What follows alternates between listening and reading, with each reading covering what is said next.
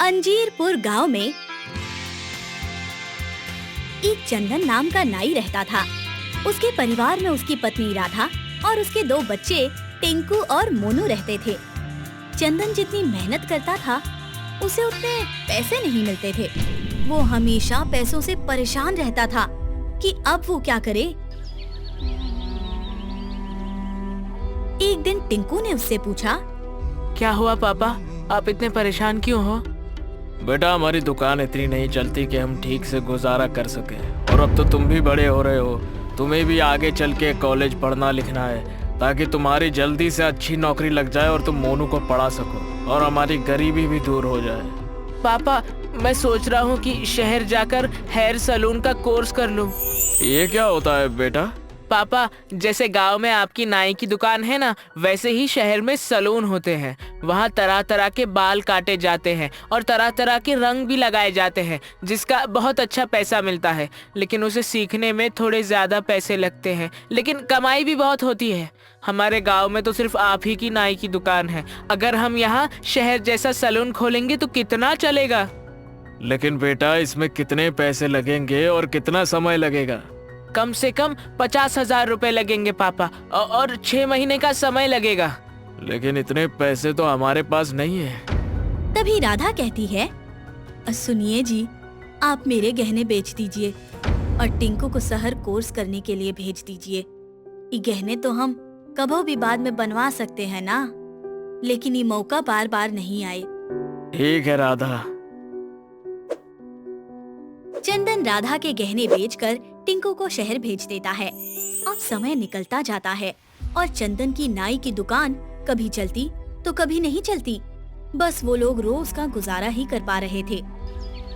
एक दिन अचानक से दरवाजे पर दस्तक होती है। मैं देखता हूँ माँ कि कौन आया है।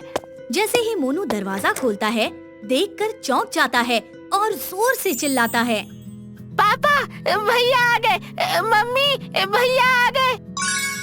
सभी लोग टिंकू को देखकर बहुत खुश हो जाते हैं और सबकी आंखों में आंसू आ जाते हैं।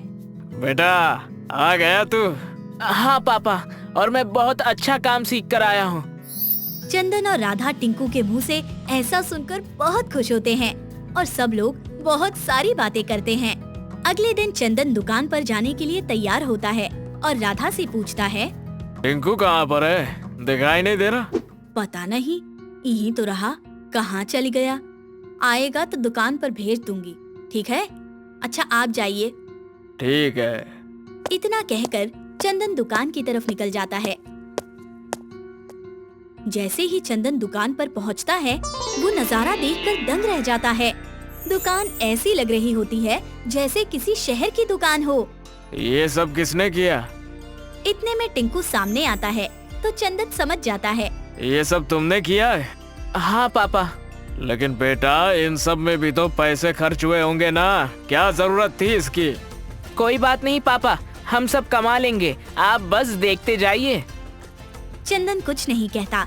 अब थोड़ी देर बाद चंदन देखता है उसकी दुकान पर सच में बहुत लोग आ जाते हैं। एक राहुल नाम का लड़का दुकान पर आता है और टिंकू से कहता है, टिंकू भैया, मेरे एकदम आपके जैसे बाल काट दो, हीरो बना दो मुझे। ठीक है, आओ बैठो। टिंकू फटाफट राहुल के बहुत ही अच्छे बाल काटता है और ये देखकर बाकी के लोग भी चंदन से कहते हैं कि वो सब भी टिंकू से ही बाल कटवाएंगे, और वो सब टिंकू से ही बाल कटवाते हैं। थोड़ी देर बाद वहाँ एक आदमी आता है जिसका नाम पहलवान होता है। वो चंदन की दुकान पर आकर रोने लगता है तो चंदन उससे पूछता है, क्या हो गया? अरे रो क्यों रहे हो पहलवान? क्या बताऊं मैं आपको, मेरी बीवी गंजा होने के कारण मुझे रोज ताने देती है। मैं परेशान हो गया हूँ, उसके ताने सुन सुन कर थक गया हूँ मैं। टिंकू पहलवान और चंदन की बात सुन लेता है। बाकी लोगों को तो पहलवान की बातों पर हंसी आती है, लेकिन तभी टिंकू कहता है, परेशान मत हो, मैं तुम्हारे ऐसे बाल लगाऊंगा जो बिल्कुल असली जैसे लगेंगे और 1 साल तक खराब भी नहीं होंगे। सच कह रहे हो? अगर ऐसा हो जाए तो मैं तुमको बहुत सारे पैसे दे दूंगा। बाकी लोग भी टिंकू की बात सुनकर रह जाते हैं और सबको अब ये देखना होता है कि टिंकू पहलवान के बाल आखिर लगाएगा कैसे। ठीक है तो आओ बैठो। अब ये खबर तो पूरे गांव में फैल जाती है और चंदन नाई की दुकान पर भीड़ लग जाती है। सब वहां आ जाते हैं और देखते हैं कि टिंकू कैसे पहलवान के बाल लगा रहा है। और जब थोड़ी देर बाद पहलवान दुकान से बाहर आता है तो सब उसे देखते रह जाते हैं। वो बहुत ही अच्छा दिख रहा होता है। उसे देखकर सब हैरान रह जाते हैं। पहलवान खुश होकर टिंकू को 5,000 रुपए देता है, जबकि टिंकू ने इस काम के सिर्फ 4,500 रुपए ही मांगे थे। अब थोड़ी देर बाद टिंकू दुकान बंद करके चंदन के साथ, पापा तुम्हारे अकेले ही दुकान पर गए, तुमको ढूंढ रहे थे शायद। तभी चंदन कहता है, राधा, आज हमारे बेटे ने तो कमाल ही कर दिया। राधा को चंदन सारी बात बताता है। राधा को तो विश्वास ही नहीं होता। हाँ, हाय भैया, सच्ची में ऐसा होता है? नकली बाल असली जैसे लग जाते हैं? हाँ माँ। ओहो बिटुआ, तो थोड़े से बाल अपने पापा को भी लगा दो। हाँ, देखो कैसे बूढ़े हुए जा रहे हैं। ये सुनकर सबको हंसी आ जाती है। ठीक है माँ, लगा दूंगा। आज सब बहुत खुश होते हैं क्योंकि आज जितने पैसे एक दिन में टिंकू ने कमाए होते हैं, उतने तो चंदन महीने भर में भी नहीं कमा पाता था। अब धीरे धीरे चंदन की दुकान का नाम होने लगता है और आसपास के लोग भी चंदन की दुकान पर आने लगते हैं। एक दिन राधा चंदन को कहती है, ए जी सुनिए, आपको नहीं लगता कि टिंकू को अपने काम के ज्यादा पैसे लेने चाहिए? हाँ, मैं भी यही सोच रहा हूँ। चंदन टिंकू को कहता है कि टिंकू बेटा, तुम दिन रात मेहनत कर रहे हो, हमें अब लोगों से ज्यादा पैसे लेने चाहिए। लेकिन पापा, मैं तो सबसे ठीक ठीक पैसे ले रहा हूँ, हमें लालच नहीं करना चाहिए। नहीं बेटा, इस गांव में और आसपास के गांव में कोई तुम्हारे जैसे बाल नहीं काटता। हमें लोगों से ज्यादा पैसे लेने चाहिए।